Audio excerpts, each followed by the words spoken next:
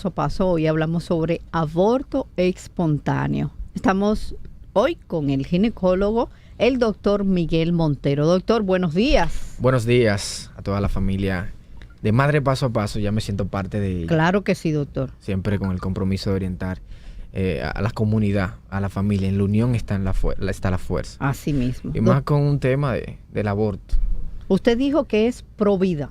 Sí, yo soy pro vida. Realmente, de hecho, le estaba comentando que este tema del aborto, aunque engloba una parte social, una parte cultural, y sin olvidar la parte legal de todo lo concerniente que tiene que ver con el aborto, pero yo sé que muchas de las personas toman decisiones erróneas por falta de orientación. Así mismo. De orientación oportuna. Son muchas de las pacientes, testimonios de pacientes que me dicen, doctor, gracias. Porque en algún momento determinado yo no sabía qué podría yo haber hecho mal por una falta de orientación. Y desde conocimiento, yo en la clase de moral médica, cuando tomo este tema en la universidad, le pregunto a los estudiantes, ¿qué es el aborto? Nasira, te digo cuál es el resultado. Ninguno me sabe contestar una respuesta contundente de qué es el aborto. Entonces le digo, si son ustedes una población que está estudiando medicina, imagínate la población, la sociedad en relación a lo que tiene que ver con el aborto. Hay personas que dicen, no, yo voy a favor del aborto. Y digo, pero ¿tú sabes lo que es el aborto? ¿Sabes a las cuántas semanas hay latido cardíaco? ¿Sabes si 13 semanas, 15 semanas el feto se parece a un humano? Porque a veces toman una decisión, sí, y cuando tienen el aborto, cuando uno se lo presenta, dice, Dios mío, ¿y es eso? Porque entiende que son células y desconocen todas las complicaciones que tiene esta parte del aborto. No es nada fácil. Hoy hablaremos de este tema porque en algún momento no ha tocado a nosotros y hoy vamos a descubrir ¿qué es el aborto? ¿Qué es el aborto? Todo lo concerniente, factores de riesgo relacionados con el aborto. Cuando te encuentres en una amenaza de aborto, ¿qué hacer? Que muchas veces, ante todos, una vez tienes una amenaza de aborto y lo puedes evitar que progrese y por falta de conocimiento progrese ese aborto, entonces ya no hay tiempo para tomar una buena decisión. Doctor, hablemos de qué es el aborto. ¿Qué es el aborto? ¿Y cuáles son los síntomas de una amenaza de aborto? Excelente pregunta. El aborto es la interrupción, ya sea inducida o espontánea, de un embarazo antes de las 20 o 22 semanas de gestación o menos de 500 gramos. ¿Por qué se dice 22 semanas? Porque es verdad que el feto promedio a las 20 semanas tiene 350 gramos. Entonces, como perinatología dice que un aborto es un feto que tiene menos de 500 gramos, otras bibliografías lo estipulan un poquito más, hasta las 22 semanas. O sea, cualquier interrupción, ya sea espontánea o inducida, es un aborto antes de las 22 semanas o menos de 500 gramos. Ahora bien, ¿cuáles son esos síntomas que tienen las pacientes que tienen amenaza de aborto? Porque hay una clasificación clínica del aborto espontáneo y ahí viene la parte de la amenaza de aborto. Toda aquella persona que tiene un manchado, sangrado en el embarazo, tiene una amenaza de aborto hasta que se demuestre lo contrario. Dolor cólico, sangrado vaginal manchado con orificio cervical interno cerrado en un examen físico, es una amenaza de aborto. Entonces yo le digo, a ti que me estás escuchando, si estás embarazada y tiene un manchado, un sangrado vaginal, es una amenaza de aborto hasta que se demuestre lo contrario. Y aquí voy a hacer un stop. Hay muchas pacientes, y ahí que quiero orientar a los adolescentes, a los jóvenes. Hay muchas pacientes que entienden que si no le llega la menstruación puede ser por unos quistes o puede ser por el estrés. Exacto. Pero toda mujer en edad reproductiva que no le llega la menstruación, lo primero que hay que descartar sexualmente activa es un embarazo. Entonces hay pacientes, Nasira, que no le llega la menstruación en el primer mes, Luego, en el segundo mes tampoco. Y dicen, la vecina me dijo que me tomara una botella. Una botella de melaza. La botella. O que me tome. La botella que nunca se sabe qué es lo que tiene. Que nunca se sabe qué es lo que tiene. La melaza es una de los ingredientes. Claro, entonces son esas pacientes que vienen y tienen un aborto espontáneo y no saben cuál es la razón. Entonces yo les digo, ¿estabas teniendo relaciones? Sí. ¿Te estabas planificando? No. ¿No te llegaba la menstruación? Pues lo primero que hay que descartar antes de tomar cualquier medicamento, cualquier botella en una paciente sexualmente activa es un embarazo. Entonces, otra de las partes que la sociedad dominicana, y por eso en República Dominicana hay que tocar este tema, es que el periodo de organogénesis, de desarrollo de los órganos del bebé, es de las 3 a las 8 semanas. Es el periodo embrionario. Okay. Quiere decir que el primer y el segundo mes de embarazo. La mayoría de las personas que tienen embarazos no deseados se dan cuenta en el tercer mes, en el cuarto mes. Entonces, ¿qué hacen estas pacientes que no les llega la menstruación? Toman alcohol, ahí vienen factores de riesgo de holoprosencefalia, de alteraciones genéticas, ahí viene, no toman ácido fólico, vienen las cromosomopatías y vienen los abortos espontáneos de personas que por falta de conocimiento no tomaron las medidas pertinentes cuando la tenían que tomar. Y ahí es lo grave, Entonces, además de eso me dicen, doctor, ¿cuáles son las causas de que ocurran los abortos? Porque tengo que hacer un stop aquí. Sí, ¿cuáles son esas causas? Mira, hay pacientes que van al hospital. Nosotros como médico, siquiera yo, que soy provida, no debemos juzgar a los pacientes. No podemos juzgar a los pacientes. Entonces, hay pacientes que temen que tienen un aborto espontáneo sin ninguna causa inducida, y entienden que si van al centro le van a decir, no, usted se sacó una barriga, lo dicen en ese tipo de lenguaje. No. Ese tipo de Nosotros como médicos no tenemos que juzgar, tenemos que dar la orientación específica. La mayoría, un gran porcentaje de las causas de los abortos espontáneos son cromosomopatías, alteraciones cromosómicas. Tenemos la monosomía, que es la principal, compatible con la vida, el síndrome de Turner. Son pacientes que tienen un embarazo y viene con una alteración cromosómica. El cuerpo humano es inteligente. El cuerpo humano lo desecha y tienen abortos espontáneos. Además de las cromosomopatías vienen las infecciones. ¿Por qué a todas las pacientes que yo capto como tienen una prueba de embarazo, dicen, no, ya yo voy a ir el próximo mes? No. Una vez usted tiene una prueba bioquímica, debe realizarse una sonografía para ver la ubicación donde esté ese embarazo. Y ahí viene una parte, la descartar infecciones. Doctor, y eso que usted ha dicho de una paciente que dice, no, yo voy el mes que viene. Yo voy el mes que viene. Pero hay mujeres embarazadas que duran hasta 2 y 3 meses sin ir donde su ginecólogo. Entonces, la mayoría de los abortos se tienen en primer trimestre. En el primer trimestre. Entonces, hay personas que no van al ginecólogo o van al obstetra, tienen una infección de orina, una infección vaginal por clamidia, una infección periodontal. Mira, escúchame bien, las infecciones periodontales. Sí. Eso genera prostaglandina, genera que de manera como ascenso produzcan abortos espontáneo. Entonces, toda paciente que se diagnostique con una prueba de embarazo, lo primero que debe de asistir al médico para hacerse una sonografía para ver la localización y, si amerita, tratamientos en dado caso de que tenga una amenaza de aborto. Estamos con el doctor Miguel Montero. Sigan su cuenta de Instagram como @Dr. Miguel Montero.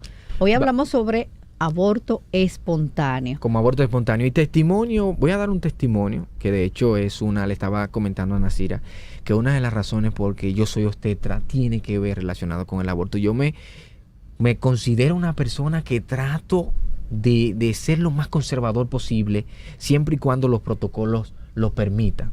He tenido una paciente que de hecho la publiqué, una foto, Francina, que llegó con una sonografía que decía un huevo anembrionado, que no se desarrolló el embrión. Entonces, hay que tener cuidado a los sonografistas con estos diagnósticos un poquito acelerados. Y no solamente con el diagnóstico, sino cuando el sonografista esté haciendo el trabajo del rostro que pone. Sí, porque doctor, hay embarazos incipientes que todavía por la semana no se ha desarrollado el saco gestacional, solamente tiene un engrosamiento endometrial, pero le podemos dar seguimiento con beta-HCG cuantitativa. Esa paciente llega con un aborto incompleto, con una beta-HCG en 375. Le digo, wow, puede ser un embarazo incipiente o como diagnóstico diferencial un aborto incompleto, pero vamos a tomar la medida, vamos a realizarte una beta cuantitativa. Oh, sorpresa, Nacira. Todavía no hay nada en la sonografía. Oh, sorpresa, la beta cuantitativa se aumentó el doble. Que nosotros sabemos que en un aborto, la beta, si es un aborto, va a descender. Ya un ojo, digo, Francina, vamos a esperar porque la beta está aumentando de manera correcta. A las 2 semanas, Nacira, se desarrolló el saco. Ay, Dios mío, qué cosa más ese bella. Bebé es mío. Yo siempre digo que ese bebé es mío. Yo lo publiqué. Qué lindo. Porque fue buscando una segunda opinión. Entonces yo siempre he dicho, hay que tener cuenta. Hay que tener cuenta con los diagnósticos de huevos anembrionados o embarazos que no se desarrolle el embrión, siempre y cuando los protocolos lo permitan. Sí, como me hiciste la pregunta en la amenaza de aborto, no es lo mismo una amenaza de aborto que un aborto inevitable. Dentro de las clasificaciones del aborto espontáneo está la amenaza de aborto, aborto inevitable, aborto completo, aborto incompleto y aborto diferido. Un aborto inevitable es una paciente ya que tiene un sangrado, tiene el cuello abierto, está saliendo líquido por la cavidad vaginal y como está rota la membrana, el cuello está abierto, ya es inevitable. Ya nosotros tenemos que tomar conducta de tratamiento, ya sea si tienes menos de 12 semanas un legrado instrumental o dejarla que evolucione. Pero no es lo mismo que una paciente que tenga un manchado, el cuello esté cerrado y diga, no, yo tengo un aborto. No, usted no tiene un aborto. Usted tiene una amenaza de aborto hasta que se demuestre lo contrario. No debe de tomar nada, no debe de tomar ningún medicamento porque haya sangrado y entienda que es un aborto. Y ahí viene también la parte legal, Nacira, la parte legal. En República Dominicana, el Código Penal de 2014 se está peleando en el Congreso, los artículos 107 y 109. Tiene estipulado que el aborto no está permitido en República Dominicana. El aborto no está permitido en República Dominicana. Y la parte controversial, que es controversial porque engloba la parte cultural, la parte moral, es que me dicen, doctor, hay personas que han sido violadas o hay personas que este tipo de paciente se le puede permitir el aborto. Entonces yo en mi clase de moral médica le pregunto, es un tema un poquito controversial y ahí estarán las líneas abiertas. Yo le pregunto a aquella persona, Nacir, y se lo digo de corazón, porque no puedo juzgar, no se pueden tomar decisiones en otra persona. Yo respeto eso, tenemos que respetarlo, pero a veces yo le digo y lo oriento, porque he tenido casos y yo le digo, si te realizas un aborto, el trauma de la violación se quita. Vamos a hacer estudios en este tipo de pacientes que han sido, que de verdad es algo lamentable y el trauma se le va a quitar. Entonces la respuesta son los estudios es que no. No, la respuesta es que no. Entonces, cuando nosotros vamos a tomar un comentario, vamos a decir, tenemos que estar orientados en base a qué lo estamos diciendo, dicho sea de paso. Doctor, ¿qué son los abortos espontáneos recurrentes? Exactamente, una pregunta muy importante. Mira, aborto recurrente se define una persona que tiene más de 2 o 3 abortos consecutivos. De hecho, mi pareja que está en Madrid haciendo infertilidad, cuando le dije que iba a hablar del aborto, la doctora Ricur me dijo, tienes que hablar de los abortos recurrentes, porque ella está haciendo la especialidad de infertilidad. Y son muchas personas que no tienen niños y son abortadoras recurrentes. Entonces, toda persona que tenga abortos recurrentes, más 2 o 3 abortos consecutivos, hay que hacer diagnósticos diferenciales.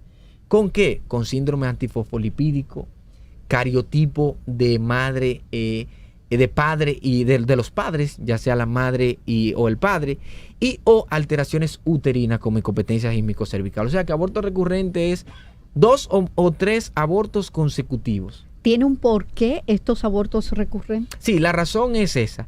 Cariotipo padre o madre. Okay. Cariotipo, las tres. Cariotipo padre o madre. Hay personas que tienen alguna alteración y son portadoras de ser aborto recurrente. y o tienen una alteración uterina como una incompetencia ísmico-cervical que también tiene tratamiento, o el síndrome antifosfolipídico, que es una enfermedad autoinmune y puede causar eso. ¿Qué tiempo debe esperar una mujer para volver a buscar un embarazo después de un aborto? Periodo intergenésico. El periodo intergenésico, lo más apropiado es que se llama de 1 a 2 años. Es verdad, hay personas que se desesperan, tienen un aborto y quieren estar embarazadas al segundo mes, al tercer mes. O al año. Ya después de 1 a 2 años es el periodo intergenésico prudente para quedar embarazada. Y ahora voy con otra parte importante. ¿Por qué hay que esperar ese tiempo? Porque se debe esperar el restablecimiento de la parte anatómica, principalmente, donde se implanta ese blastocito, que es el endometrio, necesita ese restablecimiento. Nasira, la parte del uso clandestino de pastillas y de instrumentación para el aborto, algo grave. No, te lo tengo que decir con palabras claves. Literal, como lo dicen en la población, no se debe de utilizar el tal misoprostol, lo que le dicen, es el nombre farmacológico de manera clandestina, porque no toda persona es candidata para usar eso. He tenido también, Nasira, casos el año pasado de personas que utilizaron misoprostol en embarazos ya de 25 o 26 semanas con rotura uterina, rotura que se le rompió el útero. Dios. Que se rompió el útero. Entonces, hay personas que tienen un embarazo de 14 semanas, le dice la vecina, te tomas 4 pastillas, así que le dicen, lo voy a decir porque son temas que se manejan. Sí. Y hay que hablar claro. No debemos de tener tabúes. La vecina me dijo que me tomara 4 por arriba y 4 por abajo. En ese tema lo dicen. Esa paciente, de hecho, un testimonio también, me dice, doctor, lo tomé. Y un sangrado. Porque es que se desprende.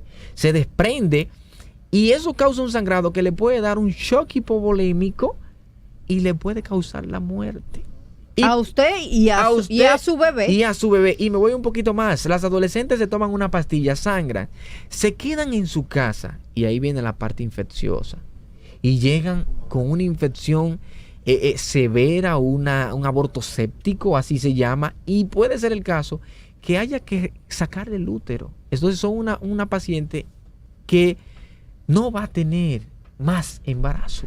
Cuando una mujer ha perdido a su bebé a las 22 semanas, ¿cuál es el tiempo que requerido para hacerle lo que es el legrado? Sí, mira, eso hay que tenerlo bien claro. Y mire, tuvimos un caso que tuvo mucha connotación pública en la parte de Emily, ¿verdad? De hecho, que la doctora en cierto punto fue mi compañera, una persona que yo respeto, y había muchas personas que estaban comentando, haciendo comentarios en relación a si se le hizo un legrado, si se utilizó instrumento. Nosotros como ginecólogos, Nasira, sabemos que no todas las personas que tienen aborto son candidatas a realizar legrado instrumental. ¿Por qué? Porque la respuesta es que después de las 12 semanas, el bebé, tiene osificación ósea. Y si se le hace un legrado con instrumentación, pueden causar perforación uterina, que quizás, porque no podemos juzgar ni hacer especulaciones, es lo que mayormente pasa, o no sé si pasó, en el caso de que si utilizaron algún instrumento y ya tenía osificación y puedan perforar el útero. Y eso trae como consecuencias septicemia, perforaciones intestinales. O sea que no todas personas candidatas a un legrado. Después que tiene más de 12 semanas, tiene otra conducta. Entonces, yo siempre le decía, no defendiendo, ni porque estoy en el ámbito de la ginecología y obstetricia, es que nosotros los ginecólogos sabemos que a partir de esa semana no se le puede usar instrumentación. Entonces, a veces para uno emitir un juicio, no sin saber, sin una orientación, no podemos especular. Es decir, si ya hay... si ya tiene más de 12 semanas... ¿Debe hacerse una cesárea? No se debe hacer una cesárea. Debe de dejarse que expulse el feto. Debe dejarse que expulse el feto como si fuera un parto. Para luego hacerse una revisión, no una cesárea. No está indicado una cesárea en una paciente que tiene un aborto de 14 a 15 semanas. Doctor, vamos a una...